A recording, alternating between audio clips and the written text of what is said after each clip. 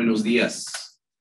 Bienvenidos a esta conversación sobre la bienvenida a los migrantes venezolanos, innovaciones en las políticas de integración en Colombia. Me da mucho gusto darles la bienvenida de parte de la Organización de Estados Americanos, de la OEA. Aquí estamos con Betilde Muñoz Pagassian, quien se va a presentar ahorita, y de parte del Instituto de Políticas Migratorias. Y estamos aquí justamente en el Instituto de Políticas Migratorias, la mayoría de panelistas para la reunión de hoy. Si bien estamos experimentando, es una reunión virtual, en que gran parte de los panelistas están físicamente presentes en el mismo espacio. Eso es algo nuevo en nuestro mundo con COVID.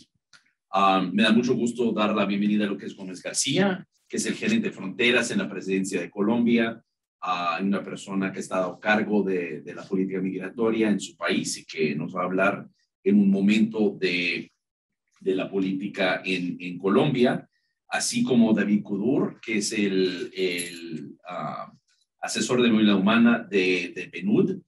Gusto tenerte aquí, David. Conoce Colombia muy bien, pero tiene un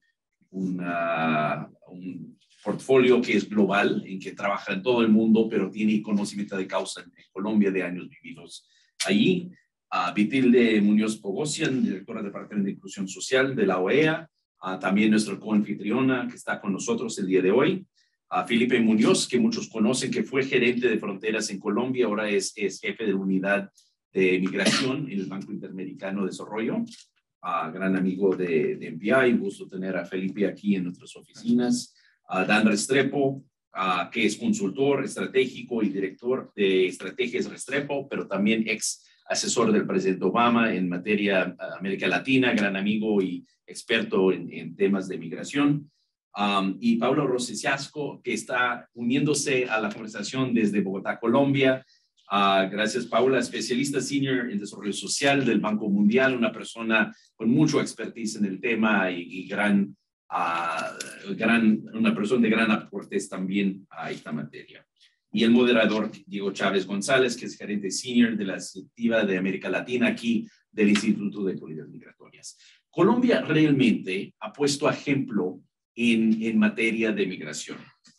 Colombia ha sido un país que ha dado bienvenida a más o menos 2 millones de venezolanos que han llegado la gran mayoría en poco tiempo, en los últimos 5 años. Y realmente ha dado muestras de cómo se puede recibir, dar acogida y hacer pasos para integrar a una población con necesidades especiales huyendo de un país en colapso, un país en conflicto político, y hacerlo de una forma ordenada, pensada y estratégica, ¿no? Y ha sido un compromiso de parte de todo el gobierno colombiano. Seguramente habrán diferencias adentro que no conocemos, pero realmente, a diferencia de lo que vemos en muchos gobiernos, cuando hablan con una sola voz y hablan con una voz para avanzar hacia reconocer, recibir e integrar a las personas que han venido, entendiendo que no hay otra forma, entendiendo que también la única otra opción es o regresar gente a un país en colapso o tratar de ignorar la realidad, ¿no? Dejar que la gente se quede ahí en situación irregular sin reconocer el problema.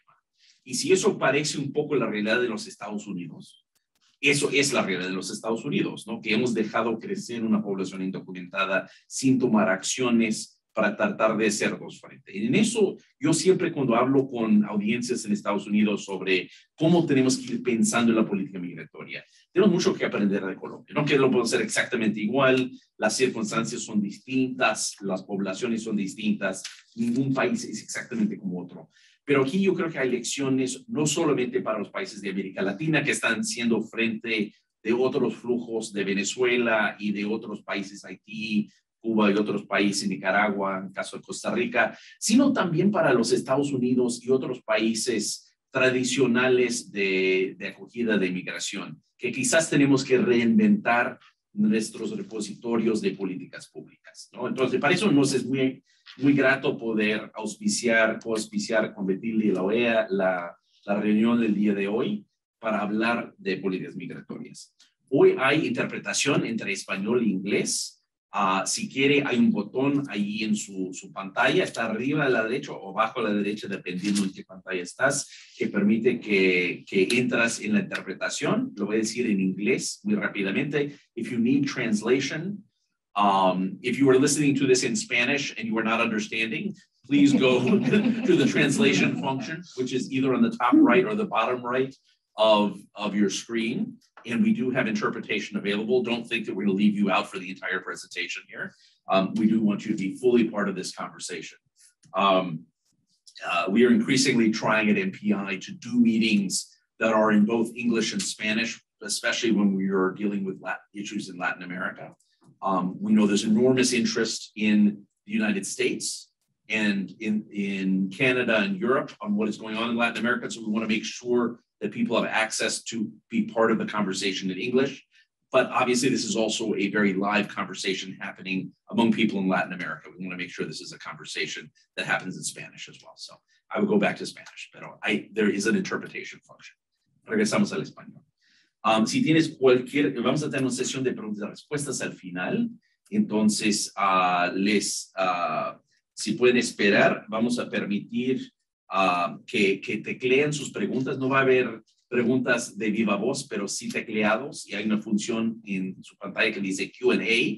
Eso es para las preguntas y lo vas a tomar al final de la sesión. Si tienes preguntas también, o si tienes cualquier problema de conexión, nos puede escribir al correo electrónico, dirección de correo electrónico events@migrationpolicy.org, events en inglés, eventos, @migrationpolicy.org.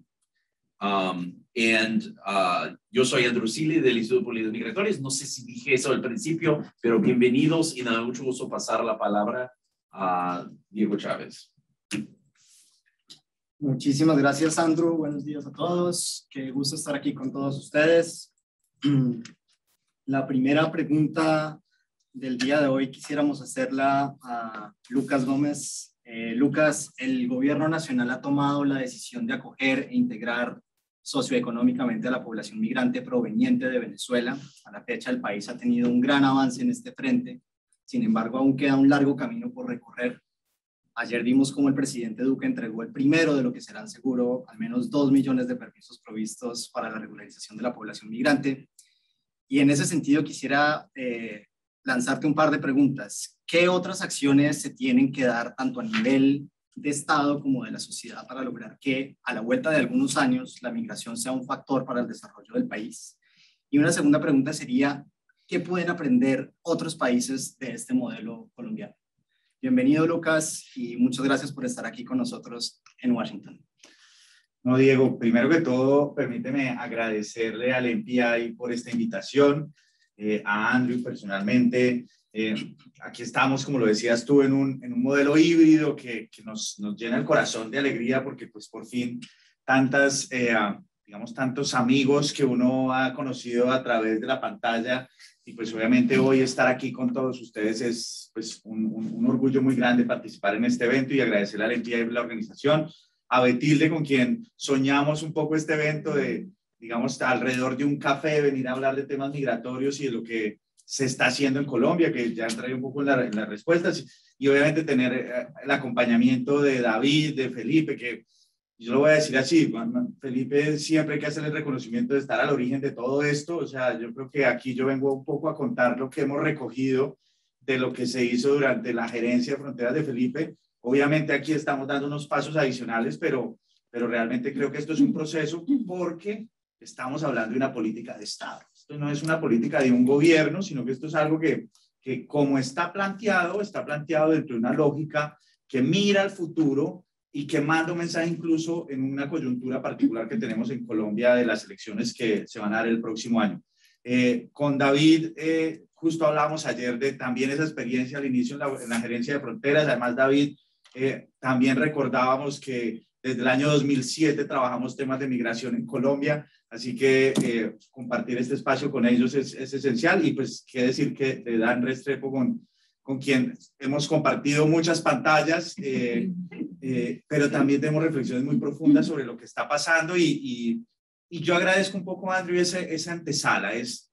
yo creo que siempre desde Colombia hemos tenido una posición de queremos aprender, ¿sí? O sea, yo creo que, claro, queremos compartir lo que estamos haciendo, pero también necesitamos aprender de lo que se ha hecho, porque en estos temas, pues nadie tiene la ciencia perfecta, y sobre todo porque estamos en un contexto que además para un país como Colombia está en una nueva configuración de lo que es la migración. Históricamente lo hemos dicho en muchos de estos espacios, pero vale la pena resaltarlo. Colombia era un país que pensaba su política migratoria a través de la diáspora, de sus migrantes, y en un espacio de 5 años, pues vio cambiar esa realidad migratoria, convirtiéndose en el país de acogida más importante de la migración venezolana.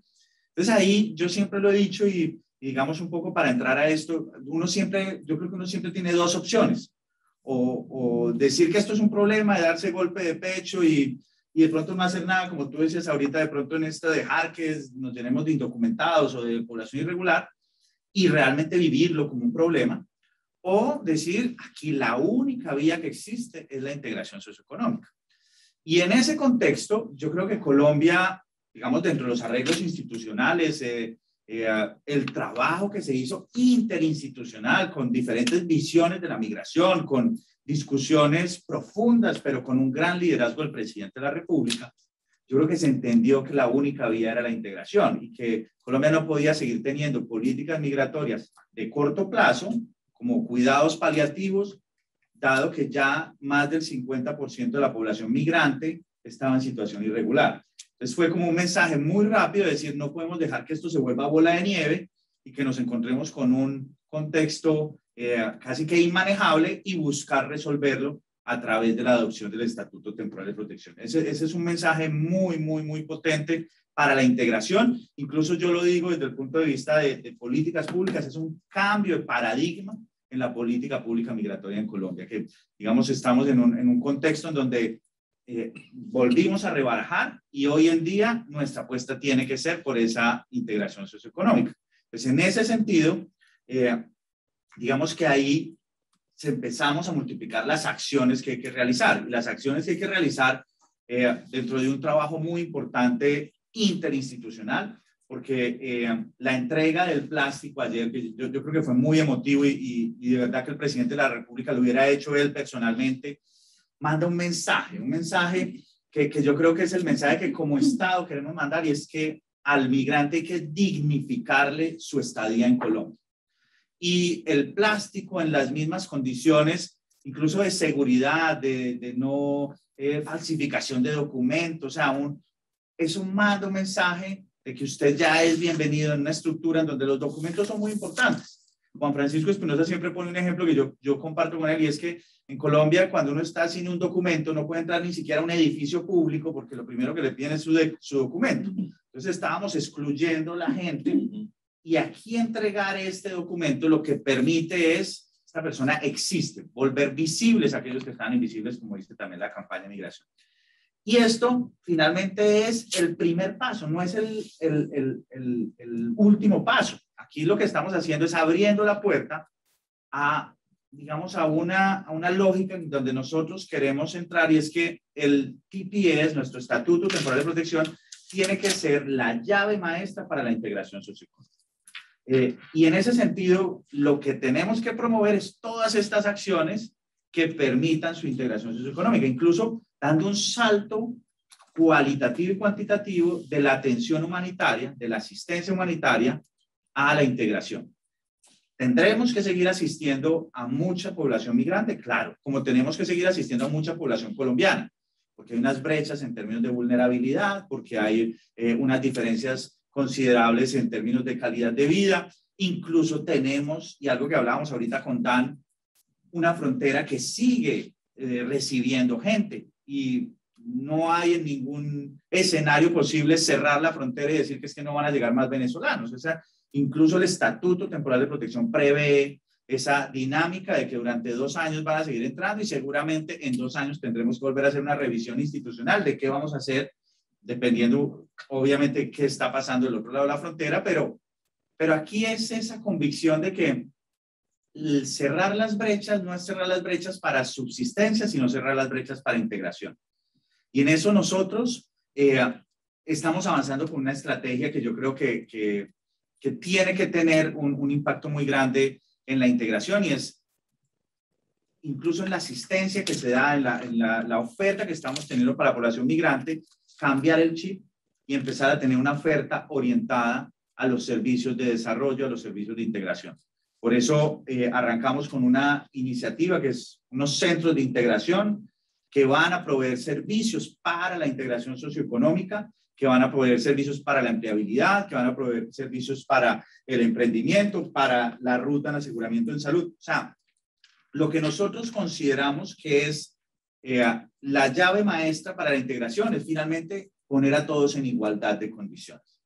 Aquí, y esto pues también así hemos sido muy enfáticos constantemente en que no es generar, digamos, programas específicos para población migrante desde una lógica de discriminación positiva o desde una lógica de identificación solamente de población migrante. ¿Cómo llegamos a los más vulnerables y aquellos, incluso, porque aquí cuando hablamos de desarrollo, también estamos pensando en los que no son vulnerables, en aquellos que están llegando, un montón de emprendedores, un montón de gente que ya es productiva y que lo único que necesita es un impulso adicional para entrar dentro de la formalización laboral o para entrar dentro de la legalidad de algunos servicios que están ya presentes en el territorio. Entonces, para nosotros esa es una lógica.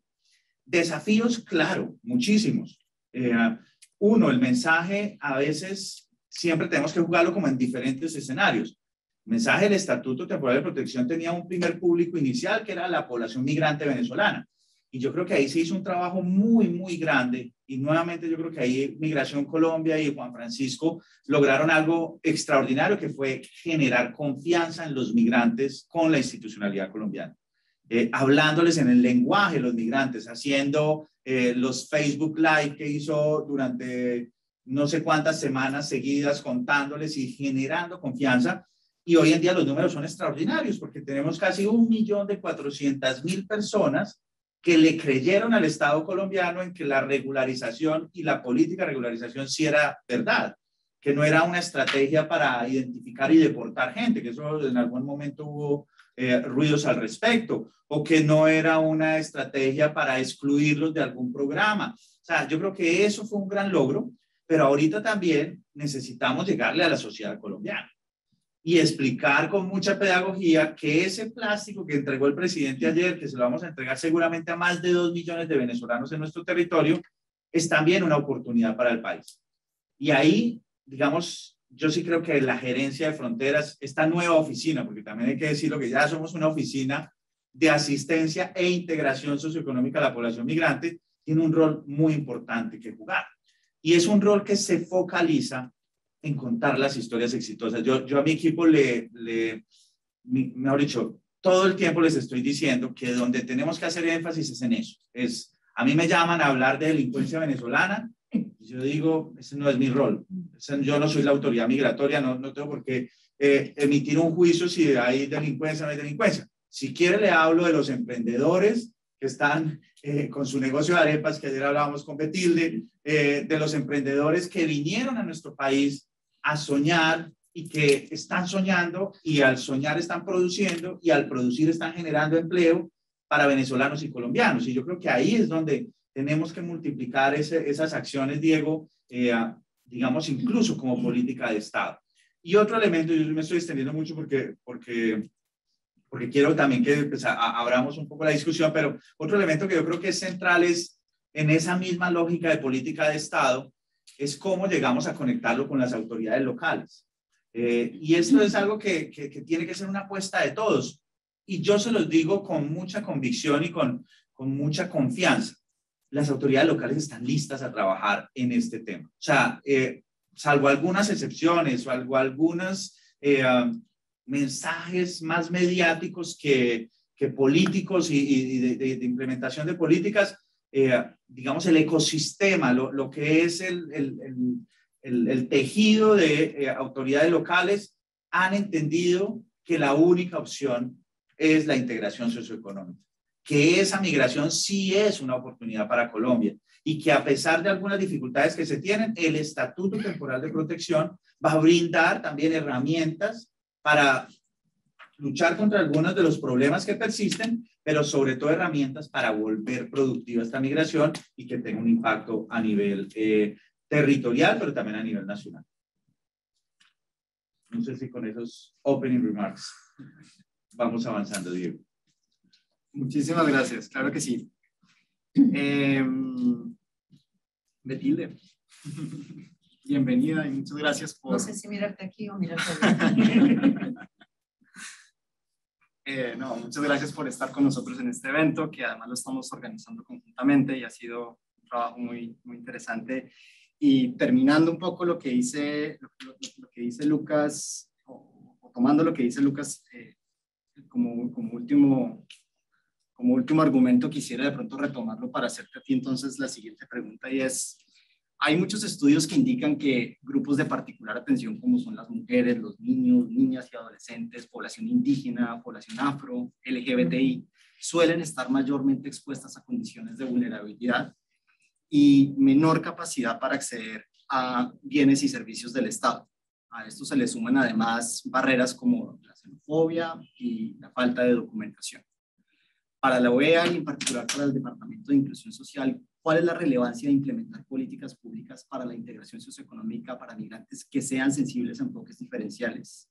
¿Qué está haciendo un poco la OEA en general para fortalecer dichos procesos en la región? ¿Y cómo puede liderarse una agenda para avanzar en este frente pasada, digamos, este proceso de regularización que pues es muy importante, pero que como bien menciona Lucas, es el primer paso? Excelente. Bueno, con vuestra venia me voy a retirar la máscara solo para la presentación. Yo ni te pregunté. Ok, con su permiso. Y bueno, buenos días a todos. Un gusto estar acá, saludarlos ahora sí en vivo, no solamente por las pantallas de Zoom. Andrew, un placer que podamos coordinar esta discusión de forma conjunta, el MPI y la OEA, y recibir a Lucas en su visita a Washington, D.C., además de, bueno, estelar, estar con David, con Felipe, con Dan, mi querido Diego.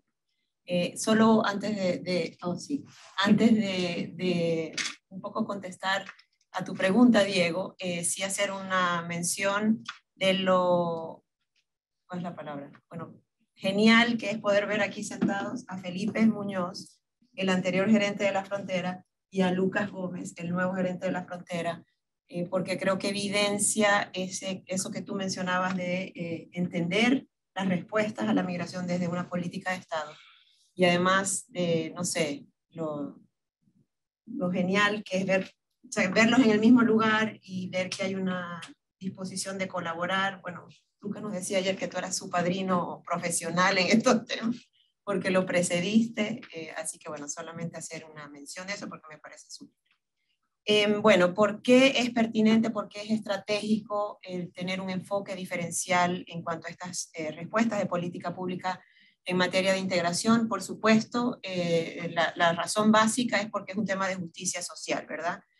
Pero más allá de eso, y desde el enfoque de políticas públicas, el tener un enfoque diferencial, que es realmente un método de análisis de la realidad, permite visibilizar situaciones de vulnerabilidad y discriminación que el análisis habitual usualmente no permite o no nos deja ver, ¿verdad?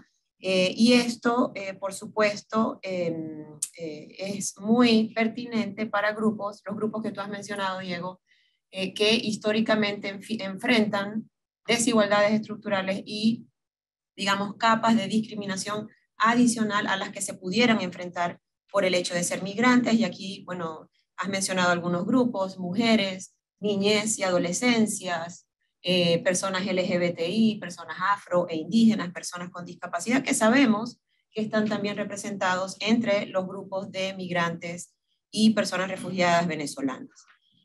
La segunda razón es porque también permite evidenciar la especificidad de los riesgos de protección, la especificidad de las necesidades de inclusión social y productiva, y nos permite, por supuesto, adecuar las respuestas a esa especificidad y de nuevo tomando en cuenta los cruces de identidades que pueden o generar privilegios o generar desigualdades o barreras, digamos, en el acceso a derechos, y que siempre, o sea, nos cuesta ver o tener siempre como en el radar pero es clave a la hora del diseño de políticas públicas, porque la tercera razón sería que últimamente nos va a permitir tener políticas públicas que tienen un efecto concreto, ojalá positivo, en la vida de las personas, ¿no? Y para mí, insisto, lo que presenciamos ayer de la entrega del documento de identidad y de regularización a una persona migrante venezolana en Colombia es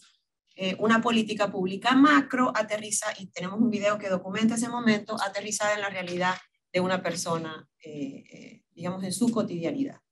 Una reflexión en este tema sí quiero hacer es que este enfoque que los que trabajamos en esta agenda de derechos humanos y de inclusión llamamos interseccionalidad, pero que existe, digamos, y puede tener quizás una cierta connotación, pero que existe también en instrumentos normativos de derechos humanos como la Convención contra toda forma de discriminación e intolerancia, que lo refleja esta convención como discriminación múltiple, es algo que estamos empezando a trabajar en las políticas de protección y de integración de poblaciones migrantes y refugiadas, y que nos falta muchísimo por aprender en América Latina, porque estamos quizás acostumbrados a formular política pública para la realidad de las mujeres, para la realidad de las personas afrodescendientes, para la realidad de las personas migrantes desplazadas forzadas, que son también personas indígenas, pero nos cuesta mucho, y estamos empezando a practicar en la región, en cómo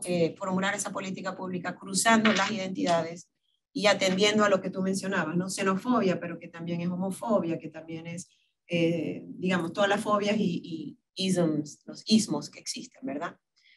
Ahora, en cuanto a cómo pensar o qué se pudiera recomendar en cuanto a la adopción de un enfoque diferencial para la inclusión social productiva, para la protección de poblaciones en situación histórica de vulneración, yo organicé, digamos, al menos 6 dimensiones. La necesidad de tener un enfoque de derechos, la necesidad de producir datos que ilustran realidades, la necesidad de trabajar en el fortalecimiento de capacidades, y obviamente hablo desde la OEA, que somos un organismo intergubernamental y apoyamos entidades de gobierno, ¿no? Los estados de la región. El cuarto, darle voz a los sin voz, a las personas sin voz, aunque sí tienen voz, pero digamos a dejar que puedan expresar esa voz. La dimensión acceso a información, y finalmente este tema de narrativas por la integración. Entonces, en cuanto al enfoque de derechos, por supuesto, la necesidad de garantizar que todas las políticas, leyes, prácticas estatales se ajusten a las normas de derecho internacional de los derechos humanos, ¿no? Teniendo en cuenta que esos instrumentos normativos de algún modo nos sirven de carta de navegación sobre cómo formular esas políticas públicas. Obviamente son consensos grandes, son obligaciones, que son aspiraciones también, pero digamos ya está plasmado, ya están plasmados en esos instrumentos una idea de cómo aterrizar, digamos, esos conceptos en política pública. El segundo es el tema de los datos, ¿verdad? Y ahí desde la OEA siempre trabajamos con los gobiernos de la región tratando de invitarlos a destinar recursos para adecuar los sistemas de información que existen en materia de migración para poder identificar, independientemente de la situación migratoria, variables de género, edad, todo el tema de autoidentificación étnica, que es clave específicamente para las poblaciones indígenas y afrodescendientes, el tema de discapacidad, ¿verdad? Y con el enfoque de interseccionalidad, porque de nuevo esto ayuda a poder ajustar las políticas públicas, marcos legales, programas en la atención a personas refugiadas y migrantes venezolanas. El tercer tema, el de fortalecimiento de capacidades, pues por supuesto, hay una necesidad permanente de seguir generando capacidades, habilidades en la fuerza pública, en las entidades o funcionarios de migración, los funcionarios presentes en la frontera, etcétera, para que operen con el principio de, digamos, con el enfoque de derechos humanos, este concepto de interseccionalidad, este concepto de diferencial, de visibilizar las realidades de poblaciones específicas en su accionar. Eso también es algo en lo que todavía nos falta mucho por hacer en la región, y bueno, también desde la OEA apostamos por este tema de fortalecimiento de capacidades con enfoque de derechos y bajo este concepto de interseccionalidad. El tema de lo que decía de darle voz a las personas migrantes y refugiadas, creemos que obviamente es clave promover y garantizar las personas, la participación de las personas migrantes y refugiadas de Venezuela en la toma de decisiones de programas y proyectos que van a tener un impacto en su realidad. Y por supuesto, aquí hay que siempre hacer un esfuerzo adicional para incluir las voces de mujeres, para incluir las voces de personas de la comunidad LGBTI, de los pueblos indígenas, ¿verdad? No va necesariamente a requerir inversión de fondos, digamos, por pensar desde esa óptica, pero sí, obviamente, una voluntad política y una intención de quererlos incluir. En este tema, yo creo que ya Lucas se refería a este tema de acceso a información, ¿no? Y cómo asegurar que se pueda brindar información amplia, actualizada, sobre opciones de regularización, sobre, digamos, mecanismos de protección, pero también oportunidades para la inclusión social y productiva de estas poblaciones, y poniendo, digamos, la mirada en pueblos indígenas, por supuesto, que sean culturalmente adecuadas y accesibles en cuanto a los diferentes idiomas que puedan manejar. Y la sexta recomendación es lo que también lo presentaste tú, Lucas, muy bien, que es el continuar fortaleciendo narrativas positivas sobre la migración y sobre la integración de poblaciones migrantes y refugiadas de Venezuela en los países de destino. Y por supuesto ahí es una combinación, yo siempre hablo de un ecosistema positivo donde los gobiernos tienen un rol fundamental, pero también definitivamente hay que apelar a organizaciones de la sociedad civil, la academia, otros organismos multilaterales que pueden aportar a esta agenda de cambio de paradigma sobre la migración, sobre la conversación sobre la migración, ¿verdad? Muy brevemente poner luz en cuanto al tema de pueblos indígenas, y porque creo que es relevante para el caso de Colombia, Colombia y Brasil, por supuesto, del lado de la frontera entre Venezuela y Colombia, las personas de la etnia Wayuu, Yucta, pero también en la frontera con Brasil, las personas de la etnia Warao, ¿verdad? Que también se han visto desplazadas por la crisis permanente que existe en Venezuela. Entonces, sí es importante que al pensar las respuestas de inclusión socioproductiva y de protección, porque probablemente el peso tendría que estar en la protección debido a las condiciones en las que están, la necesidad de contemplar medidas especiales de protección para pueblos indígenas transfronterizos de carácter binacional, que es prácticamente realmente todos estos, garantizando procesos o adecuando los procesos de regularización a la realidad de estas personas, y también el derecho a la nacionalidad cuando sea necesario en caso de personas que puedan estar en riesgo de apatridia. Obviamente el trabajo con autoridades nacionales es clave, y puede ser muy útil el poder generar censos poblacionales de personas indígenas en los países de acogida, porque de nuevo la información es clave para poder tener una mejor formulación e implementación de políticas públicas. En el caso de los pueblos indígenas también es clave un principio que está reflejado en normas de la OIT, pero también en convenciones a nivel de ONU, en convenciones a nivel de la Organización de los Estados Americanos, y es la necesidad de realizar procesos de consulta libre e informada, previa, libre e informada, es lo apropiado con pueblos indígenas, en coordinación con las autoridades en cuanto a las políticas que se puedan diseñar. Y en el tema de inclusión social y productiva, sí mencionar también el que se puedan diseñar proyectos de medios de vida culturalmente apropiados, que obviamente contemplen el enfoque de género, edad, diversidad, en consulta siempre con estos pueblos indígenas. Cierro con algunas, compartiendo y comentando un poco del trabajo que estamos haciendo en la OEA en todos estos temas y muchos otros en materia de migración y desplazamiento forzado. Desde nuestro rol como Secretaría Técnica de la Comisión de Asuntos Migratorios, acompañamos a los estados que se sientan en este espacio político y de también intercambio técnico, y hemos acompañado sesiones temáticas específicamente enfocadas en estos grupos, niñez migrante, el tema de situación de mujeres migrantes, entre otros, aludiendo al tema del rol clave que juegan las autoridades locales que mencionaba Lucas. También hemos estado encaminando con un consorcio súper interesante de socios, un proyecto de fortalecimiento de capacidades de autoridades locales. Ahorita estamos en la fase de diagnóstico, pero vamos a tener información súper potente de 100 ciudades de todo nuestro hemisferio, incluyendo en Estados Unidos y Canadá, incluyendo también en países del Anglo-Caribe, que van a ayudarnos a entender un poco los retos y las oportunidades que enfrentan las autoridades locales en su respuesta a la migración, que es venezolana, pero que también incluye otros grupos. Y dos también que mencionaría, porque es muy pertinente para la discusión que estamos teniendo, incluyen la coordinación con la plataforma R4B.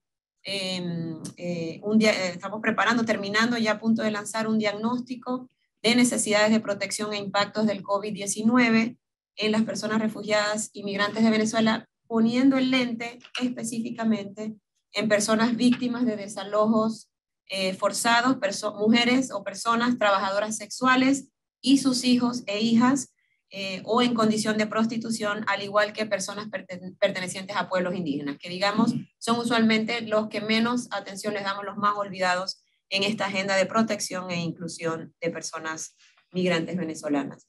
Y un último que menciono, que estamos también cerrando probablemente para principios de 2022, con el Club de Madrid, enfocado en el Club de Madrid en un tema que es de construcción de mitos y narrativas alrededor de la migración, enfocándonos en 3 casos: Colombia, México y Perú. Entonces, un poco para un brevísimo pantallazo de lo que estamos haciendo. Creo que lo dejo hasta aquí, Diego, y pendiente de cualquier pregunta o reflexión posterior. Muchísimas gracias, Betilde. Están haciendo unos trabajos bastante interesantes que creo que pueden alimentar las agendas, no solamente a nivel local, nacional, sino también regional. Y dado que estás trabajando también con la plataforma, pues seguramente los procesos de integración y los planes que se generen para los procesos de integración van a tener como un nivel de relevancia muy importante en los próximos años.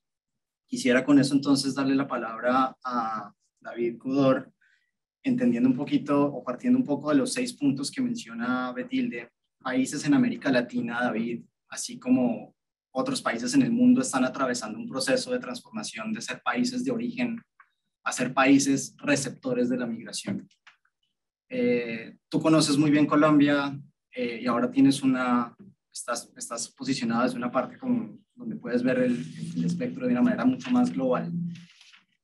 ¿Qué desafíos ves tú tiene esto para la institucionalidad de un país en materia, digamos, de esa transformación de ser un país de origen a un país de recepción de la migración? ¿Y cuáles programas de desarrollo e integración a nivel global se podrían tomar como referentes en Colombia y en la región? Gracias, Diego. Muchas gracias por la invitación. Como todas, es extraño estar en una sala con otras personas. No nos había pasado en mucho tiempo, pero también es muy rico. Yo creo que pues, el tema es clave. O sea, la mayoría de los países de la región no estaban preparados. Colombia no estaba preparada. Hace como 10, 15 años que estábamos hablando de la emigración, de temas de remesas, de temas de diáspora, y de repente se cambió toda la perspectiva.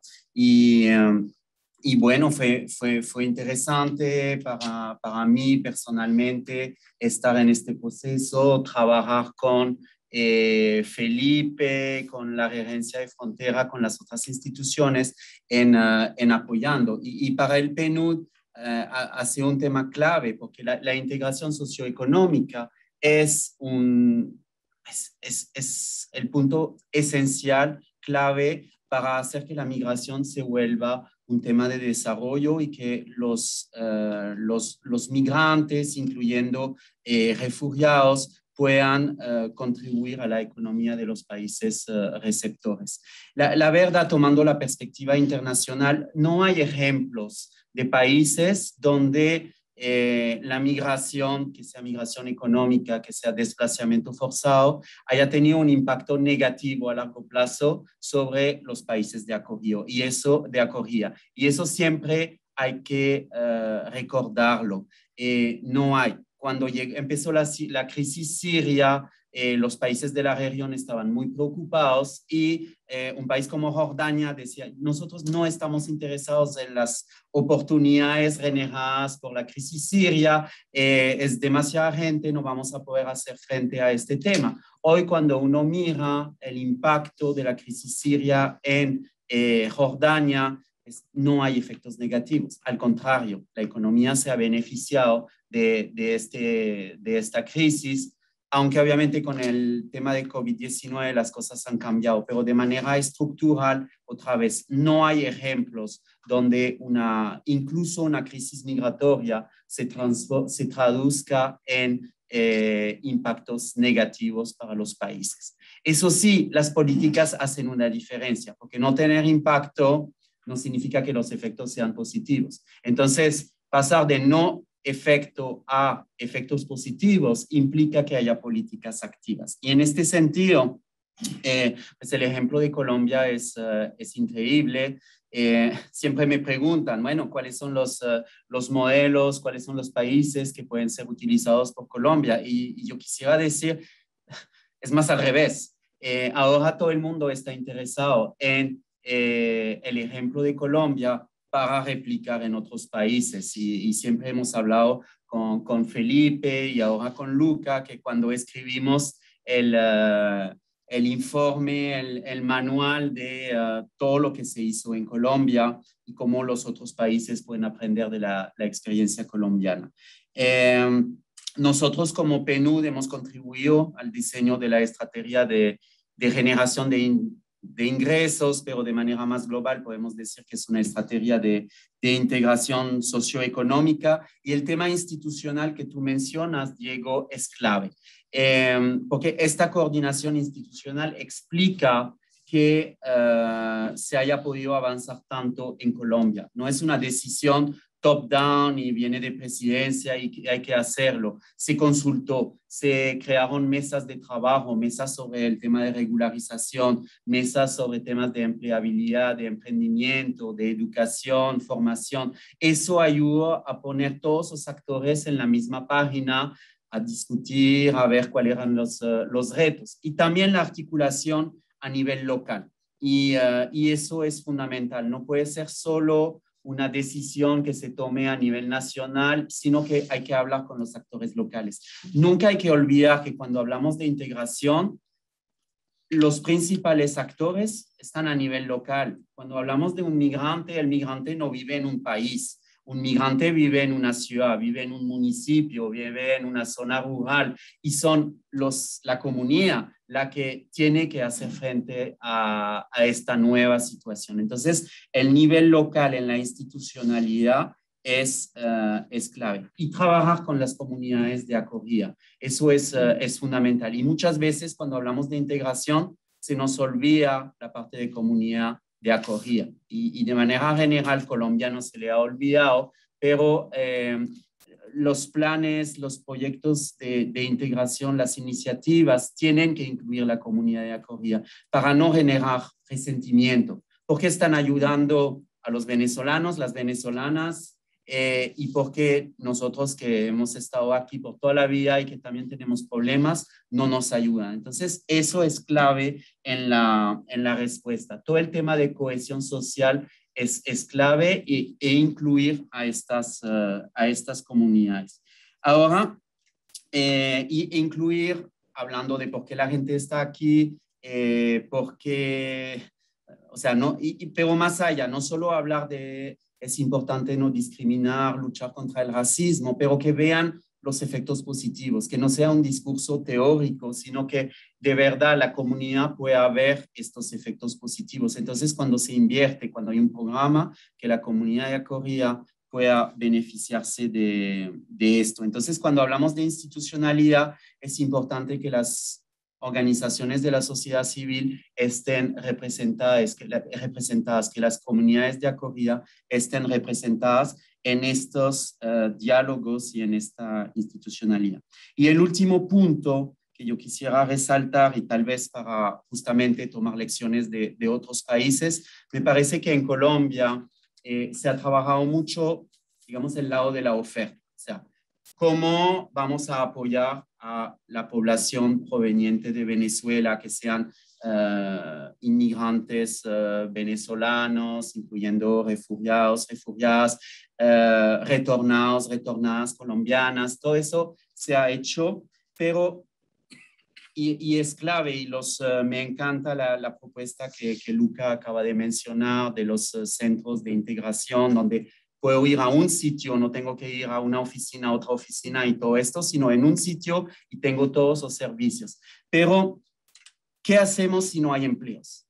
O sea, no podemos, no es porque vamos a hacer todos estos servicios que de repente los empleos se van a generar y se van a crear en la economía. Entonces, ¿cómo trabajamos también el lado de la demanda? Y la estrategia de Colombia tiene este pilar, pero es el último, el de desarrollo económico local, pero seguramente no se ha trabajado lo suficiente. Y la experiencia internacional muestra que la integración funciona si trabajamos este lado de la demanda, que involucramos al sector privado para que estén conscientes de la importancia de contratar a esta población que viene con experiencia, con competencias, y que si no, hay que formar. Pero sí, pero también, perdón, se me mezcló con el francés y no hay traducción al francés para la próxima vez.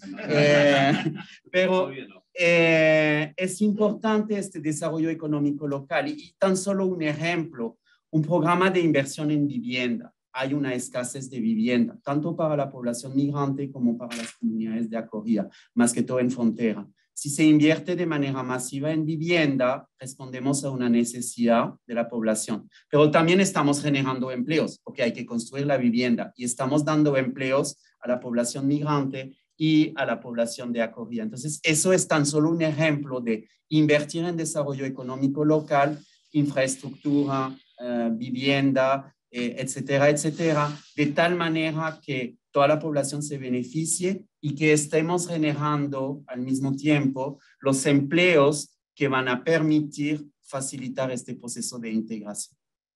Gracias.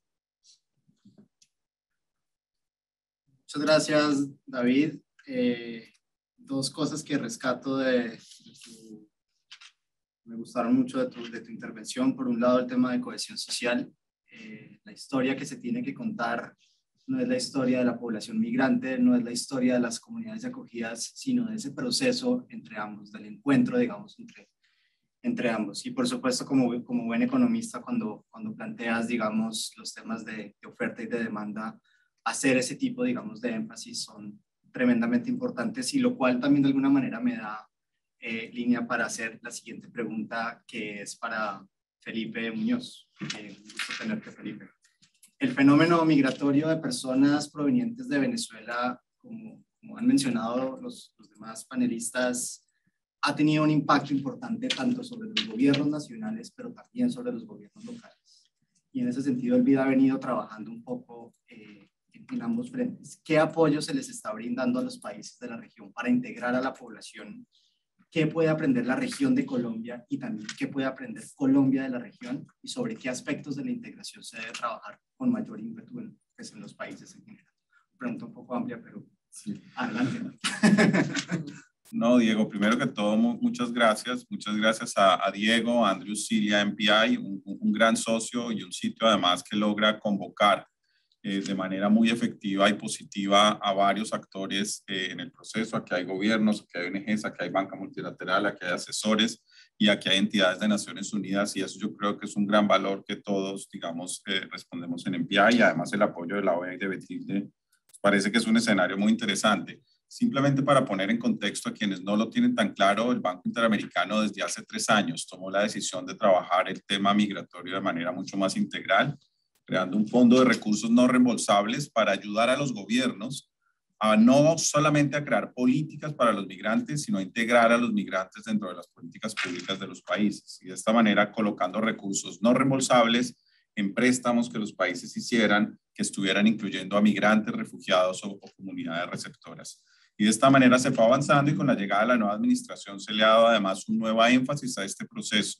Y estamos en discusiones con el directorio, y lo tendremos con los gobernadores, para lograr unos recursos adicionales, pero que nos permitan además ampliar nuestro campo de acción, no solo a los países receptores, sino a los países de tránsito y origen, y de esa manera además ampliar y tener más énfasis en relaciones como las que se tienen con los temas de género, cambio climático y migración, y eventualmente ampliar la posibilidad de trabajar en países que también tengan retornados, porque la realidad migratoria de América Latina es diversa y grande, y por ello en la visión 2025, que es la hoja de ruta del banco para los próximos años, la migración está en el centro como un tema transversal de desarrollo, porque implica todo este proceso. Y con las herramientas financieras que tiene el banco, pero también con las no financieras, con conocimiento y cooperación, tenemos una agenda diversa y amplia.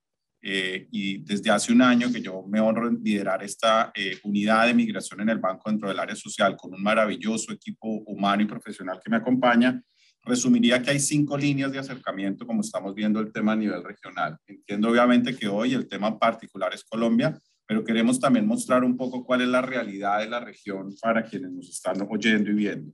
Y diría que se basa en 5 líneas. Y excúsenme a quienes que te estoy dando un poco la espalda, pero primero estamos haciendo apoyos en lo que llamamos diseño institucional.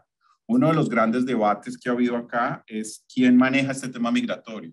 Y en muchos de los países siempre era, la unidad migratoria estaba o en el área de relaciones exteriores o en el área de gobierno, no es un tema único en todos los países. Y lo primero era tratar de entender que tenemos que pasar de la visión de una entidad de migración a un sistema de migración. Porque la migración no solo es una circunstancia de frontera, porque cuando el migrante llega, y esas discusiones las tuvimos con David muchas veces, si ya pasó migración, pues ya empieza un tema del niño en el colegio, de la atención en salud, y tiene que involucrar a otras entidades. Por eso esquemas de coordinación como los que en su momento tuvo Brasil, desde la Casa de Gobierno, como los que ha hecho Colombia, con la muy buena noticia que nos da Lucas de que ya la Oficina de Atención Migratoria es una realidad, ayudan de alguna manera a tener un proceso de coordinación interinstitucional. Y en ese sentido no solo estamos trabajando con países, ayudarles en el diseño, sino también en una producción de información para que ese proceso de diseño que trabajamos con Costa Rica, por ejemplo, en una cooperación para ayudarles en un documento blanco a revisar su propio esquema migratorio. Lo estamos haciendo con República Dominicana en el tema de cifras, que va a tener una encuesta nuevamente el próximo año para mirar el tema de migrantes, o en Chile, que tiene una reciente ley de migración, de cómo llevar esa ley, como lo decía Betilde, a los territorios para considerar el tema local. Yo diría que en esa primera etapa de diseño institucional tenemos un trabajo y podemos además hacer conocimiento compartido entre los países por la posibilidad que tiene el banco de trabajar con toda la región. Lo segundo, estamos dando un apoyo a los procesos de regularización. No lo estoy diciendo yo, lo dijo Filippo Grandi de ACNUR en su discurso a su comité ejecutivo la semana pasada, que lo que hay en América Latina es una ola de regularización. Yo creo que independientemente de que el caso más paradigmático y más admirable es el de Colombia, tenemos que reconocer que con diferencias en los tiempos, en las posibilidades, en América Latina se está dando unos mecanismos. Solo en Centroamérica y México hay más de 10 procesos entre el 14 y el año 2020. Están los esfuerzos que ha hecho Ecuador, los que ha hecho Brasil con el tema de refugiados, los que ha hecho Perú, República Dominicana y Costa Rica, para nombrar algunos de ellos. Por lo cual creemos que el siguiente paso es un paso más de tratar cómo coordinamos y cómo desde las entidades multilaterales, desde las entidades como la OEA, desde la academia, ayudamos a que todos sus esfuerzos tengan algunos mecanismos de mayor coordinación a nivel regional. Y ahí estamos trabajando, por ejemplo, con la Superintendencia de Migraciones en Perú, que está haciendo un proceso de regularización importante, lo que mencioné en República Dominicana, o incluso con cooperaciones técnicas en que nuestro equipo está avanzando en conversación no solo con Colombia para ayudar a Migración Colombia, sino a Ecuador. La tercera línea es seguir fortaleciendo la previsión de servicios sociales. Y es que acá el tema, yo diría que el tema migratorio a nivel de la región está en 2 velocidades. Hay países que ya están avanzados y estamos en retos que hemos denominado de segunda generación, pero hay países que todavía están en la necesidad de prestar y fortalecer sus mecanismos de servicios sociales. Y es así como con el equipo tenemos un proyecto en Belice, por ejemplo, donde hay una muy grande migración del Triángulo Norte de Centroamérica, con además barreras idiomáticas que pone unas circunstancias complejas a la integración, sobre todo de niñas de tilde, en el sistema educativo de Belice. Y tenemos un proyecto para, con algunas herramientas pedagógicas, poder ayudar con voluntad del gobierno y otros aliados internacionales a hacerlo.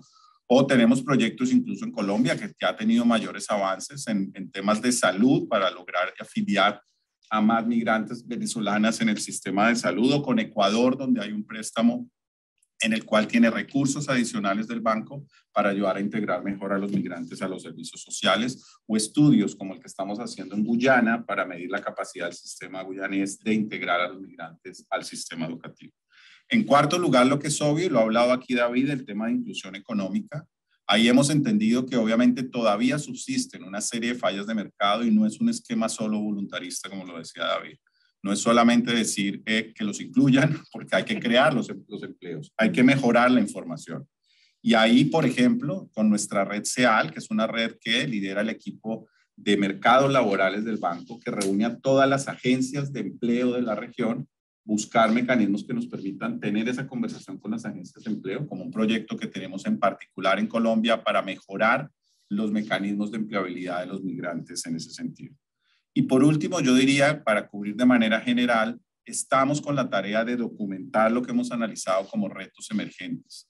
Es decir, hay una serie de temas que consideramos en nuestro análisis desde el Banco y de la Unidad de Migración que van a ser aún más complejos en el proceso migratorio de los próximos años. Y Dan, que tiene una visión además mucho más regional, seguramente podrá opinar sobre esto, pero yo nombraría 4. El primero es la relación entre seguridad ciudadana y migración.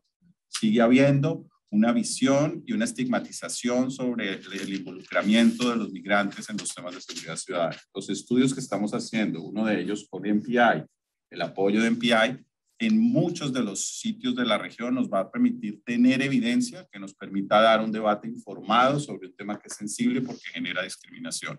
El segundo es la relación creciente entre cambio climático y migración, que a pesar de que es un tema que a nivel global parece, todavía en la región necesitamos documentar más evidencia, y temas como el corredor seco de Centroamérica o temas como las circunstancias que se presentan en el Caribe generan procesos migratorios complejos también en Sudamérica, como en Bolivia o Perú, primero a nivel interno, pero después se vuelven migraciones de carácter extrarregional. El tercero es el de los efectos fiscales. David acaba de decir algo muy importante. La migración genera beneficios a los países en el mediano plazo, pero eso que es una verdad en el corto plazo genera retos fiscales y tenemos que ser capaces de demostrar. Quiero agradecer acá, cuando yo era parte del gobierno con Paula y el gran apoyo que dio en su momento el Banco Mundial, empezaron a hacer ese tipo de estudios, y hay que pasar a una segunda generación, no solo de que no hay un efecto, sino que hay unos beneficios y cómo lo podemos demostrar de manera tangible.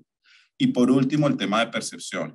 Estamos trabajando con varios socios en tener de aquí a diciembre listo el laboratorio de percepción regional ciudadana con respecto al tema de migración, que nos permitirá medir no solo encuestas con data estructurada, sino redes sociales, pero además hacer experimentos en lo que estamos trabajando con el PNUD para poder demostrar cómo generar unas contranarrativas y unos mensajes positivos en ese sentido.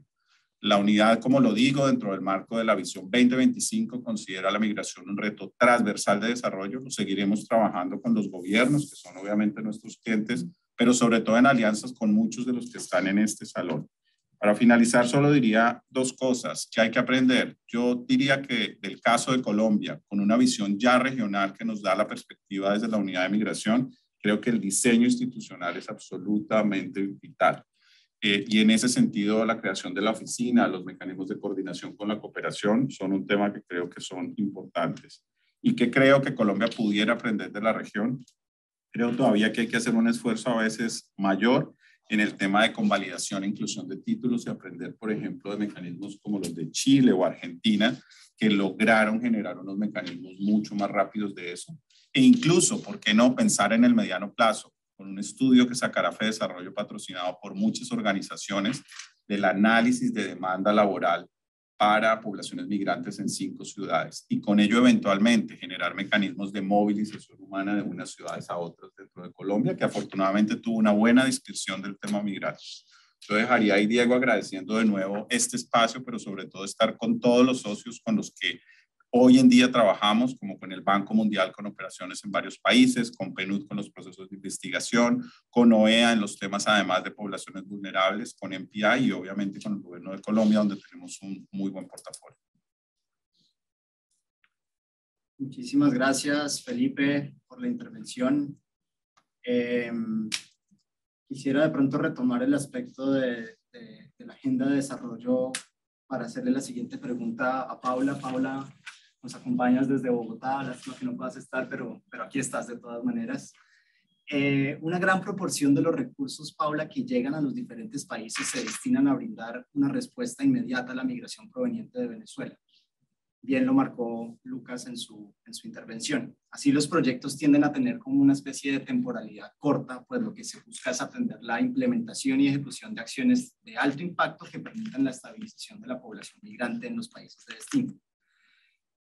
Tú particularmente has trabajado bastante este tema y pues por supuesto hablando desde la lógica del Banco Mundial, ¿qué aspectos deben plantearse en los países para crear e implementar una agenda de desarrollo integral de largo plazo que se enfoque en la integración socioeconómica de la población migrante y refugiada proveniente en este caso de Venezuela? Por ejemplo, ustedes que han trabajado desde el banco tantos temas en salud, ¿qué acciones deberían trabajarse y que se constituyan como una política de Estado de largo aliento? Gracias.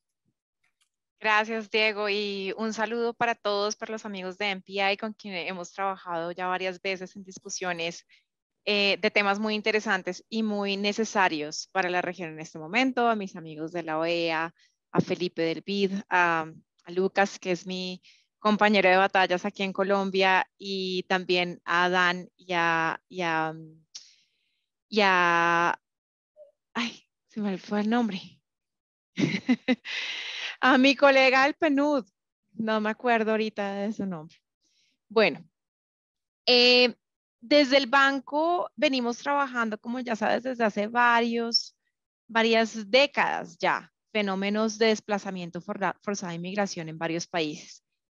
Y dentro de este trabajo que llevamos ya por más de 20 años, hemos visto una transición o un cambio que creo que es fundamental y está al centro de la pregunta que tú me haces sobre que la evolución de cómo vemos las migraciones, los fenómenos migratorios y los fenómenos de desplazamiento forzado en el mundo. Nos hemos ido moviendo de ver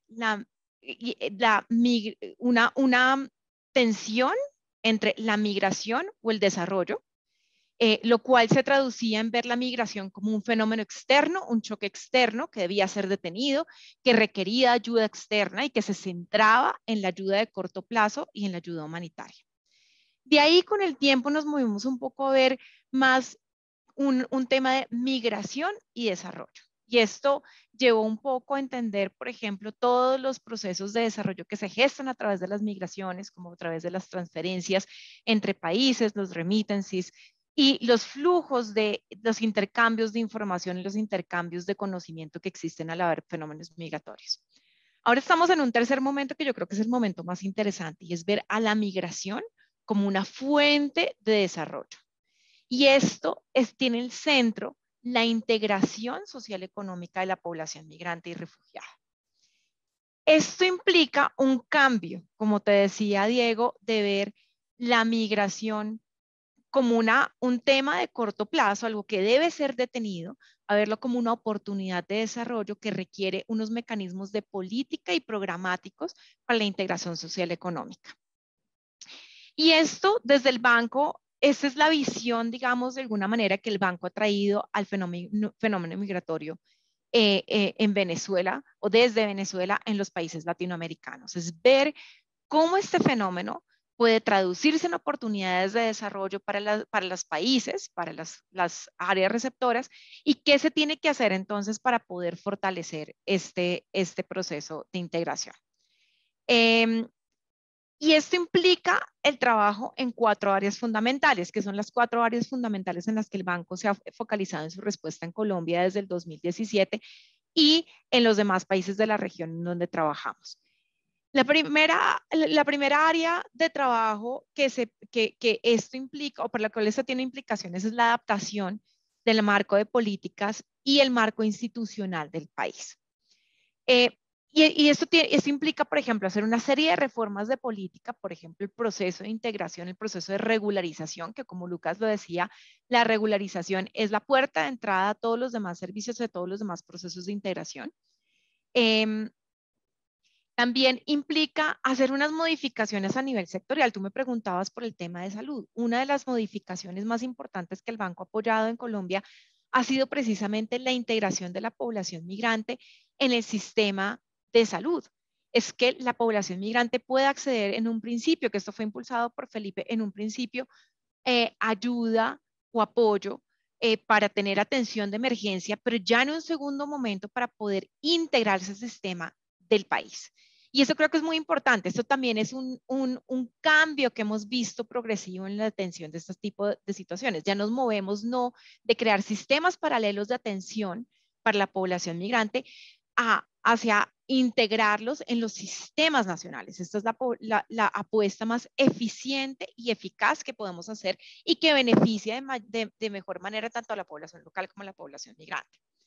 También implica una serie de adaptaciones institucionales. La hemos visto, por ejemplo, en el caso de la Gerencia de Frontera como entidad coordinadora de la política de integración del país de forma multisectorial, pero lo vemos también dentro de cada uno de los ministerios. Ministerios como el Ministerio de Salud ha generado adaptaciones, ha generado mecanismos que le permite entender el fenómeno migratorio y de adaptar la prestación de su servicio y la calidad de su servicio para poder ampliar su respuesta a estas poblaciones. El segundo pilar de atención, que es muy importante, es la ampliación de la capacidad de resiliencia de las áreas receptoras.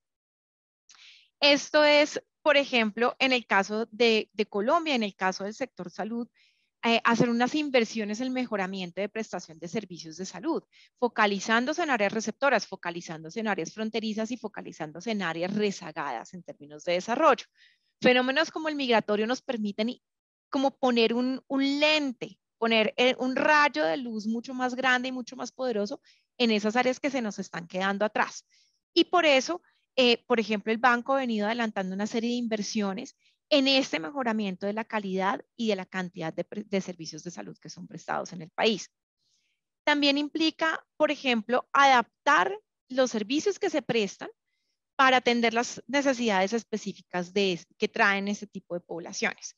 Entonces, por ejemplo, por eso el Banco Mundial ha apoyado la creación del Observatorio Nacional de Salud e Inmigración, que es un observatorio que nos permite hacer monitoreo epidemiológico, pero al mismo tiempo fortalecer las capacidades de las autoridades a nivel nacional y a nivel local para mejorar, adaptar su oferta de servicios en las áreas locales.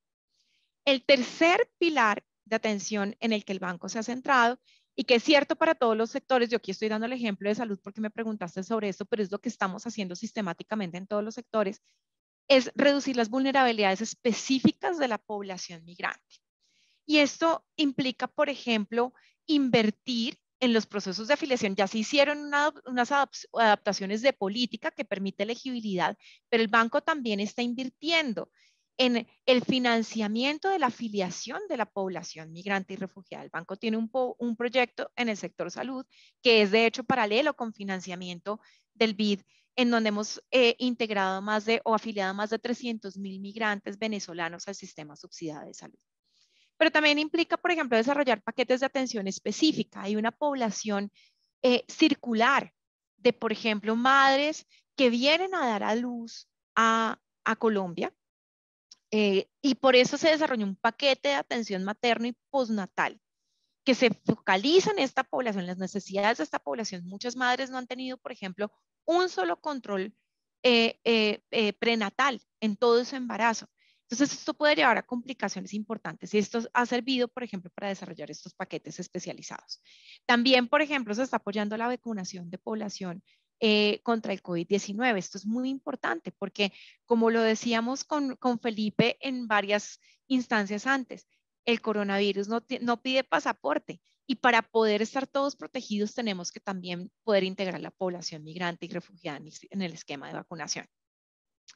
Finalmente, el cuarto área en el que trabajamos desde el banco es en la integración social y en la formulación de un nuevo contrato social para la integración. Y eso tiene dos partes principales. Una parte es fortalecer los mecanismos de coordinación y de cooperación. Esto implica, por ejemplo, la participación activa del banco en plataformas regionales de coordinación, el trabajo que hacemos, de hecho, en múltiples países en este tema, tal como lo dijo Felipe, nosotros también estamos trabajando en el Triángulo Norte, estamos trabajando en el Caribe, estamos trabajando en múltiples países receptores de migración desde Venezuela. Y en todos traemos como este marco que nos permite de alguna forma tener una aproximación un poco más homogénea a estos fenómenos. Pero también implica, por ejemplo, a nivel nacional, mecanismos de coordinación En nuestro caso, nosotros creemos que la gerencia de frontera es el mejor mecanismo para hacer esta coordinación, el que trae esta visión de largo plazo de integración, pero además de eso también desarrollamos y apoyamos mecanismos de coordinación a nivel sectorial. Volviendo al tema de salud, nosotros participamos en el clúster de salud y apoyamos, de hecho, el fortalecimiento del clúster de salud para mejorar la coordinación de prestación de servicios entre la comunidad internacional con los demás cooperantes, pero también entre los diferentes niveles del gobierno. Y la segunda parte que tiene este cuarto pilar de integración social y contrato social es precisamente la reducción de la discriminación, la xenofobia y el aumento de la inclusión social.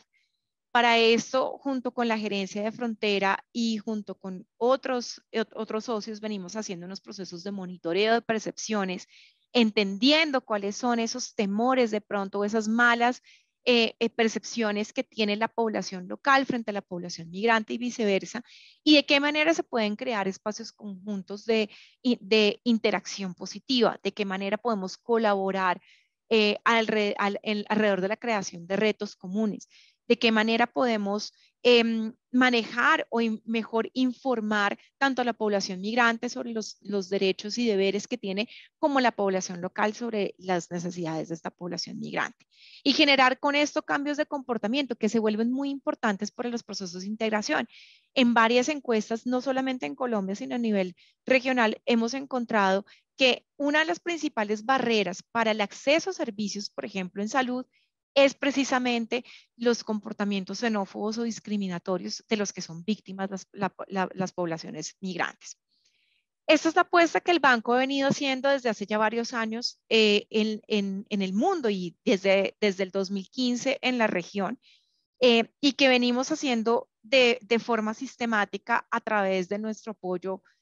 Como lo dijo Felipe, nosotros apoyamos de manera muy similar a través de conocimiento, a través de asistencia técnica, a través de financiamiento. Ya tenemos casi 2.7 billones de dólares en financiamiento en la región para la respuesta al éxodo desde Venezuela, y que seguiremos haciendo desde el banco en los próximos años. Gracias. Y ya me acordé del nombre de David. Saludos. Muchas gracias, Paula, por tu intervención. Yo quisiera de pronto recoger el último punto de integración social y formulación de un nuevo contrato social para abrir un poco la pregunta que quisiéramos entonces hacerle a Dan Restrepo. Dan, para la administración de Biden parece que cada vez se hace más relevante en el discurso la importancia de brindar estabilidad para la región. Y de ahí un poco este tema de la integración social, de la formulación de un nuevo contrato social y la relevancia que, digamos, esto toma sobre este punto que tiene la administración de Biden. En materia de agenda migratoria, esto incluye la necesidad de que los países cuenten con procesos de integración socioeconómica de la población migrante y refugiada. Y ello depende tanto de la voluntad de los gobiernos nacionales y locales, como de un proceso también de acción colectiva que se base en principios de solidaridad, que los hemos podido ver, pero que a su vez busque generar soluciones más equilibradas entre los países de la región. Algo de esto también mencionaba un poco Felipe cuando mencionaba que de una manera u otra los países han regularizado, algunos con más años, otros con menos años, pero se necesita encontrar como un equilibrio en muchos aspectos. ¿Qué acciones, y aquí haciendo un poco la separación entre el deber ser y el ser, qué acciones puede liderar Estados Unidos para apoyar una agenda que busque fortalecer los procesos de integración y gestión de la migración en los países de la región? ¿Cuál puede ser ese liderazgo regional de los Estados Unidos? Menuda pregunta. Primero, dos cosas iniciales. Primero, muchísimas gracias por la invitación a participar en esto de MPI y de la OEA, dos organizaciones que aprecio muchísimo y con cual he tenido asociación por muchísimos años. La OEA mucho más tiempo que MPI, porque yo nací en esta ciudad y este país porque mi papá trabajaba en la OEA. Entonces me crié con la OEA. Y también para dejar bien claro que yo hablo a nombre de Ciudadano Restrepo, aunque voy a opinar sobre la administración del presidente Biden y lo que podría ser frente a la dinámica tan compleja migratoria que existe en este momento en las Américas. Pero también quiero reconocer la importancia de esta conversación. Y esto no es crítica a MPI y la OEA, sino a esta ciudad. Es súper importante visibilizar y traducir esta conversación, es importante, pero la tenemos que tener en inglés. Esta ciudad, a fin de cuentas, es una ciudad bastante insular. Y la conversación sobre migración, esta conversación sobre migración no es la conversación sobre migración que está ocurriendo en esta ciudad en este momento. Y esa brecha se tiene que cerrar y se tiene que cerrar rápidamente si esta administración va a tener éxito en lidiar de manera eficaz con las dinámicas migratorias que existen en las Américas hoy por hoy. Empiezan en buen sitio. Yo obviamente no soy muy objetivo. Creo en este gobierno estadounidense. Creo que se han puesto a una tarea importante en temas migratorios frente a circunstancias muy complejas, a tantas domésticas como internacionales. Creo que se tienen que juntar dos cosas para dar el liderazgo internacional y dar el liderazgo a esa idea de integración y desarrollo y la conectividad que existe con el tema migratorio. Se tienen que juntar dos cosas que ya están sobre la marcha dentro de la administración.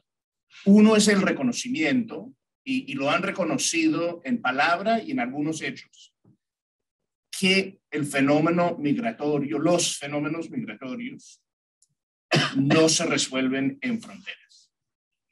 Y creo que el gran aprendizaje del ejemplo de Colombia y, como bien dice Felipe, de otros países latinoamericanos frente a lo que ha sido un terremoto migratorio encadenado por las múltiples crisis en Venezuela, es el reconocimiento y el éxito de Colombia y la región fue el reconocimiento, quizás más por no tener otra, por necesidad de que esto no se iba a prevenir, esto no se iba a frenar en una frontera, sino requería una respuesta integral. Ese aprendizaje se tiene que ampliar. Esta administración empezó su tarea, y si miras los documentos marco en temas migratorios al comienzo de esta administración, con ese mismo reconocimiento, que si estás tratando de manejar el tema migratorio simplemente en una frontera, lo estás haciendo mal. Que es demasiado tarde cuando el migrante llega a tu frontera para lidiar con esta dinámica. Que necesitas ir mucho más allá, mucho más a fondo, tanto a las razones por las cuales gente se está moviendo, pero también entender que gente se va a mover y tienes que ordenar esos flujos. Ahí en particular, sí, y la parte de reforzar fronteras solo funciona si hay canales regulares, si hay canales oficiales, si hay manera de moverse de manera ordenada, entonces puedes utilizar lo policial, si quieres decirlo de esa forma, de influir que gente vaya a esos canales y no a los canales irregulares. Pero si esos canales no existen y el único canal es un canal irregular, eso no va a funcionar, y creo que hay un reconocimiento dentro de la administración y en lo que han dicho y lo que han empezado a hacer de esa realidad.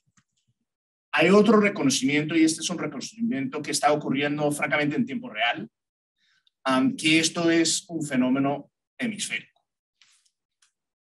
Que ellos entraron con la idea que el fenómeno migratorio, conscientes que había otras dinámicas migratorias en la región, en particular la venezolana, y a menor escala la haitiana y la cubana, pero el gran reto por el cual se prepararon y empezaron a trabajar era el flujo del norte de Centroamérica hacia los Estados Unidos.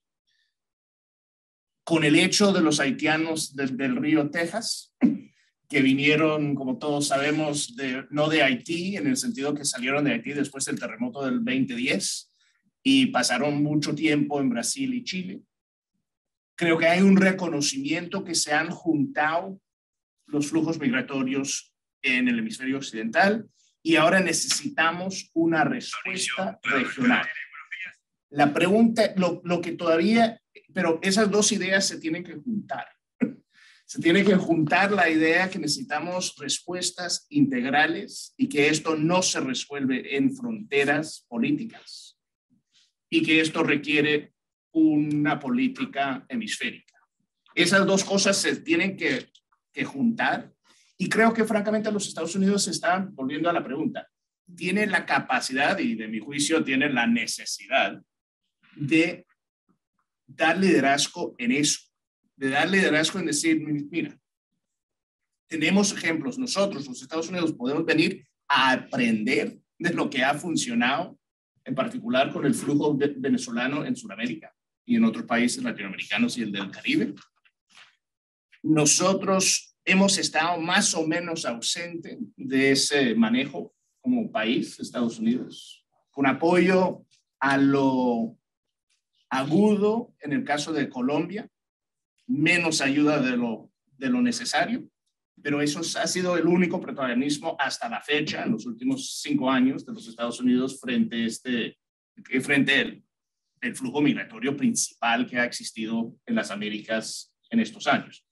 Entonces los Estados Unidos pueden venir a aprender de eso en una conversación un poco rápida, se tiene que tener esta conversación hemisférica de decir cuáles son las mejores prácticas, cuáles son las cosas que nosotros podemos hacer para apoyar la integración social y respuestas integrales a estos flujos, de entender si el Darién ya no está funcionando, entre comillas, como tapón a la migración de Sudamérica hacia el norte, que políticas fronterizas tampoco van a funcionar. ¿Y qué es lo que podemos, dada esa realidad, quizás quisiéramos que funcione o no, poner más o menos ese debate al lado? Ha habido un debate por muchísimos años en esta ciudad si puedes prevenir, si puedes hacer lo suficiente en una frontera. Lo que nos debemos liberar de ese debate, porque lo que ha ocurrido con los haitianos, lo que está ocurriendo en el Darién hoy, nos dice que quizás sí, quizás no en otras circunstancias, pero en estas circunstancias no puedes hacer lo suficiente en una frontera política para frenar esto. Entonces, los Estados Unidos, francamente, trabajando con muchas de las instituciones que están representadas en esta conversación y otras, pueden dar o pueden ayudar con cierta humildad de coordinar una respuesta a grande, una respuesta donde todos los mecanismos de financiación de desarrollo, sea el BID, sea el CAF, sea CABAI, sea DFC, tengan frente que lo que tienen que hacer, el primer deber en este momento, en muchos sentidos, es lidiar francamente con el efecto de la pandemia, que también es lidiar con el tema de desarrollo que está afectando tanto a estas comunidades. Pero tener esa conversación así, con las instituciones y con pesos estadounidenses, poner dólares sobre la mesa para eso, pero no solo estadounidenses, utilizar los mecanismos que existen y fortalecer esos procesos a nivel regional, creo que es un papel importante.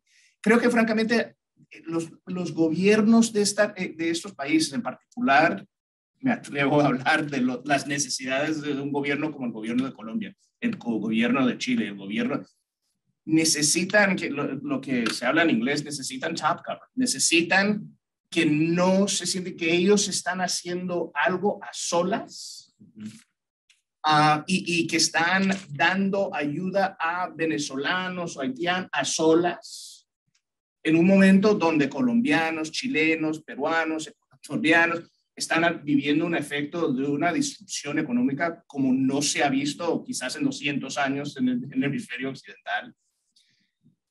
El hecho que los Estados Unidos llegue y que órganos internacionales multilaterales financieros lleguen a ayudar no necesariamente a los migrantes, sino a las comunidades de acogida, cambia la conversación, abre más espacio político para los gobiernos en esos países. Y mira, también tiene, hablándolo de manera muy estrecha, también ayuda a los intereses nacionales estadounidenses para que haya menos flujo. Lo otro que tienes que hacer como gobierno estadounidense, y francamente que se tiene que hacer en la región en grande, es abrir canales legales, crear opciones. Hoy por hoy gente se está arriesgando a moverse de manera irregular porque no hay manera de moverse regular y es imposible quedarse donde están. Entonces tienes que ayudar que se pueden quedar, pero no todo el mundo se va a poder quedar por varias razones. Tienes que empezar a abrir mecanismos de flujos ordenados, legales. Cierro con un ejemplo. Y hablando, porque francamente cuando yo lo veo como tema político electoral estadounidense, si me vuelvo muy de esta ciudad, el problema básico aquí no es el número de personas que están muriendo.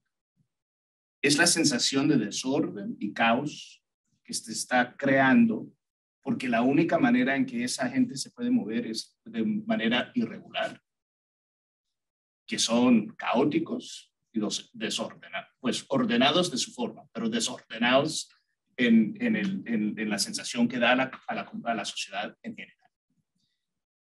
En el verano de 1994, yo ya estaba trabajando estos temas en esta ciudad. Hubo una migración totalmente desordenada de la isla de Cuba hacia los Estados Unidos.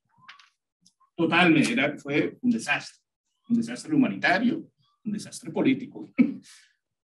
Y se resolvió en parte porque a partir de agosto del 1994 hasta más o menos 2017, los Estados Unidos otorgó 20,000 visas migratorias a cubanos todos los años. Es decir, abrieron un canal regular, oficial. Le dieron opción a un cubano que estaba decidiendo quedarse o tirarse al mar, de tirarse a la lotería migratoria en vez de tirarse al mar. Hubo una migración masiva, si lo quieres decir, si miras del 94 al 17, 20,000 cada año, de Cuba a los Estados Unidos, y nadie se quejó. No era tema político estadounidense. En ninguna parte de los Estados Unidos había la queja, ay, vienen demasiados cubanos. Porque venían en aviones, venían con visa, venían, y también hay el ejemplo del trabajo temporal con México, donde también ordenamos un flujo desordenado con el movimiento temporal, con visa, con proceso, con procedimiento, gente en aviones. Entonces, lo que estoy diciendo de abrir canales oficiales no es una locura que nunca se ha tratado. Hay ejemplos puntuales estadounidenses que funcionan, de lo cual la gente no se queja. Porque, de nuevo, el problema básico electoral, político, es el desorden y el caos. No necesariamente, por lo menos en un país de 330 millones de personas con la economía que tiene este país. Entonces, los Estados Unidos pueden dar más liderazgo en el tema de integración y entender que esto no es algo que se soluciona en fronteras. Hay una parte de fronteras, sí, pero no es lo principal. Y en particular bajo las circunstancias del efecto económico que está viviendo la región dado la pandemia.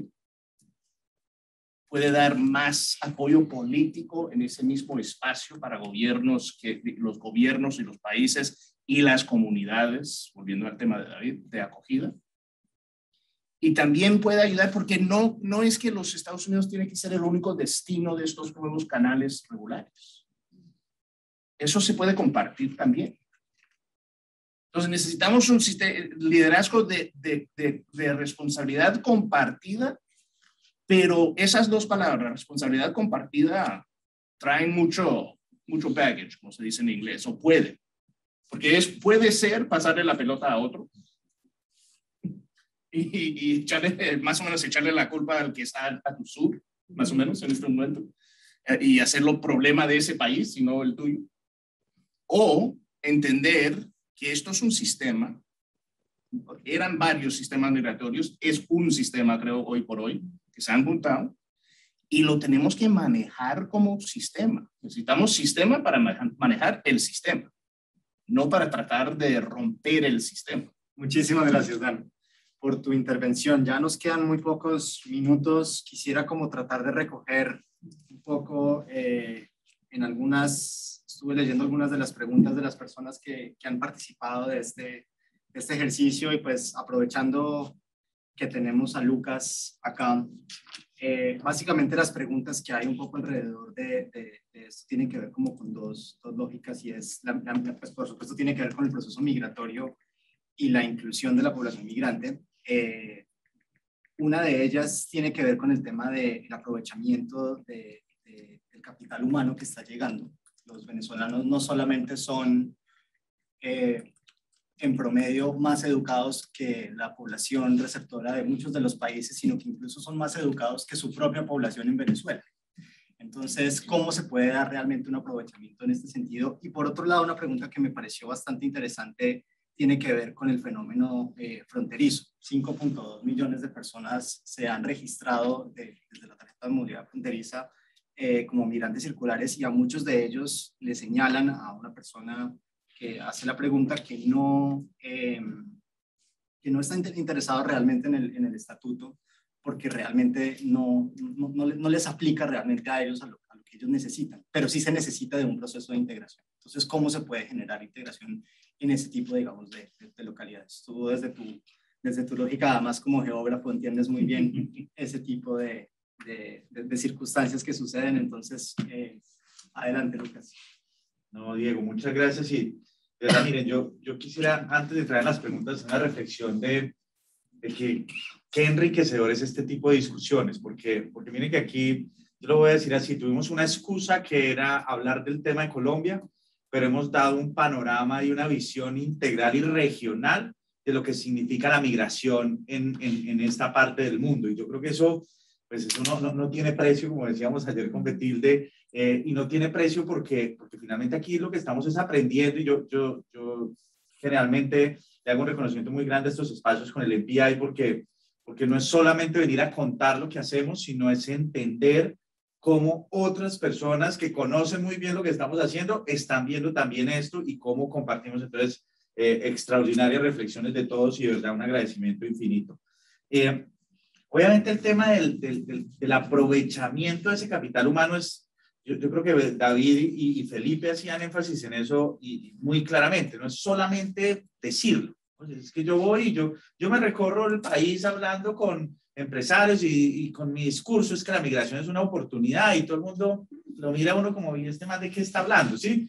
Porque además cuando uno lo dice, están en las noticias otras cosas, hay un efecto mediático gigantesco que muestra, mejor dicho, que no quiere mostrar eso. Yo creo que eso es muy importante, ver cómo nosotros logramos darle la vuelta. Y ahí hay un par de experiencias que nosotros hemos ido avanzando. Lo primero es, hay ecosistemas o hay ambientes mucho más propicios. Y Barranquilla, por ejemplo, yo siempre lo pongo como un ejemplo, porque Barranquilla es una ciudad, en Colombia se generó, y es el caso de éxito de la migración en todos los niveles. No solamente la integración de las élites, porque a las élites de Barranquilla tienen un componente migratorio histórico, sino también el resto de la sociedad ha vivido en esa lógica de el migrante, la cultura siro-libanesa, un poco el colombiano retornado. O sea, hay muchas cosas que generan eso, y ahí hemos hecho un trabajo muy importante con la Fundación Santo Domingo, con Open Society Foundation,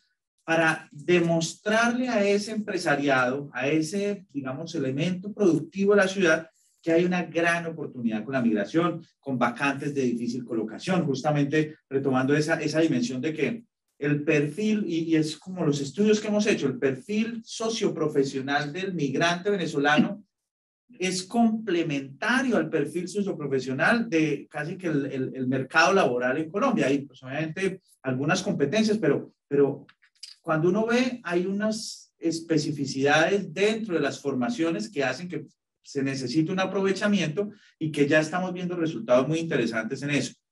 Felipe también hablaba de algo que a mí me parece clave y que aquí tenemos que ver cómo nosotros logramos enviar un mensaje, y el Estatuto Temporal de Protección con esa encuesta de caracterización socioeconómica por fin nos va a dar la información de qué es lo que tenemos en el país y dónde están.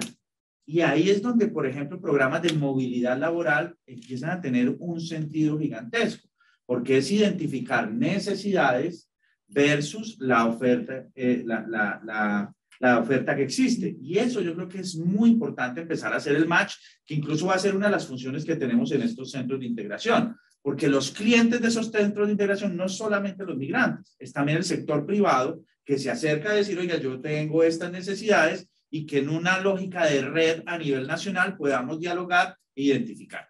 Nos quedan tareas pendientes. Obviamente hoy tenemos una mina de oro, que es esa encuesta de caracterización. Más de 1.250.000 venezolanos han completado esa encuesta, que ya empieza a decir, tengo tal nivel de bilingüismo, tengo tal nivel de estudios, que cuando uno tiene población irregular que no conocíamos, pues solo teníamos como estimaciones.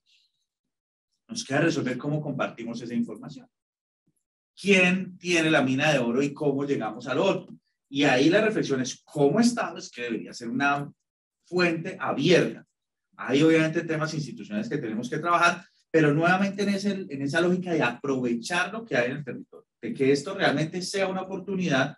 Finalmente hay que sacarle el máximo provecho a esas nuevas condiciones, a ese bono poblacional que tenemos, una población joven, más del 60% en condiciones de trabajar, con un montón de niños que van a después engrosar, pues obviamente el mercado laboral. O sea, tenemos esa lógica en donde nuevamente hay que enviar el mensaje de unas políticas muy de inclusión socioprofesional, pero también con las comunidades de acogida, como decía David hace un momento, y que no dejen de lado un poco esa lógica para no generar tampoco estigmatización.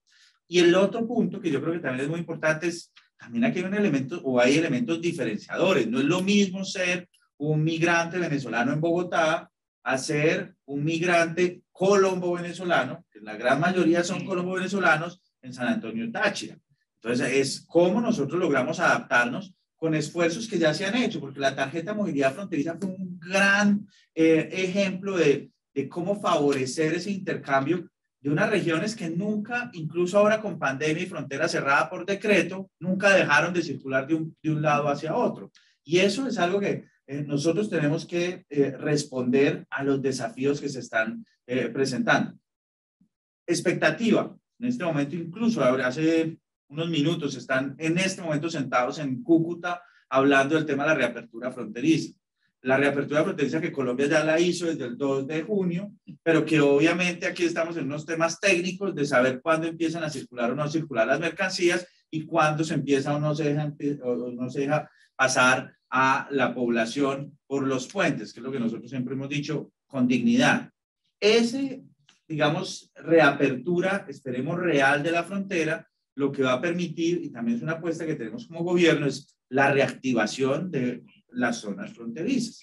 Esa reactivación económica que necesitan tanto Colombia como Venezuela, porque es que ahí a veces nos perdemos un poco en los discursos, pero aquí hay una realidad, es que Colombia ha vivido históricamente de Venezuela y Venezuela de Colombia, y que hablar de las zonas fronterizas. O sea, ahí estamos también haciendo un trabajo, un foco importante en contexto de pandemia, difícil, pero cuando uno, por ejemplo, mira en Venezuela las estadísticas de vacunación, el estado de Táchira es uno de los que más ha avanzado en vacunación, porque la gente pasó la frontera con su cédula colombiana, fue y se vacunó y pues se devolvió a Venezuela. Y finalmente no ha habido esos miedos que teníamos, que es que como la vertiente o la corriente de Venezuela, que va a venir un nuevo tipo de COVID-19, que vaya, eso no ha pasado, y no ha pasado con una frontera nuevamente que ha estado cerrada en el papel, pero que es viva en la realidad.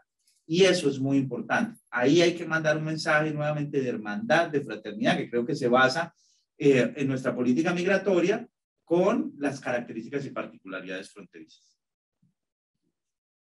Lucas, muchísimas gracias por tu participación, por haber venido acá, por visitarnos, y a todos los panelistas, muchísimas gracias, y a todas las personas en la audiencia, muchísimas gracias. Hay algunas preguntas que de pronto se nos pudieron haber quedado, les pido disculpas, el tiempo ya ya apremia, pero muchas gracias a todos y